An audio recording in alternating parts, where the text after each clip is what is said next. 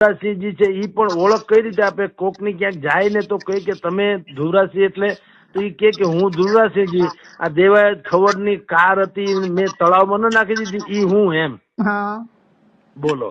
એટલે આવી રીતે ઉશ્કેરણીજનક વાત કરે તો દેવાયત ખવડે મેં કીધું એમ ચડતું લોહી છે, કાઠી દરબાર છે, કાંઈ સહન કરે નહીં. જીનેટિક સાયન્સ હોય ને ડીએનએ માં કેટલાક ના તો હોય ને આવી શૌર્યતા વાળી વાતો. સિંહ ને તમે પિંજરામાં પૂરો તો મ્યાઉ મ્યાઉ એવું ન બોલે, બોલે તો સિંહ ની ડણક જ નીકળે, ભલે પિંજરામાં હોય.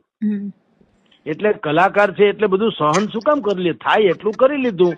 વચ્ચે લોકોને નાખ્યા પણ ખરા બે ચાર સારા માણસોને કે ભાઈ આ બંધ થાય તો સારું.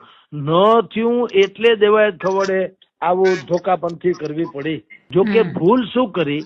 કાયદો હાથમાં લેતા પૂર્વે દેવાયત ખવડે અને એના મિત્ર વર્તુળ જે હોય એણે સોશિયલ મીડિયામાં આ પ્રકારની ફરિયાદ દાખલ કરવાની જરૂર હતી.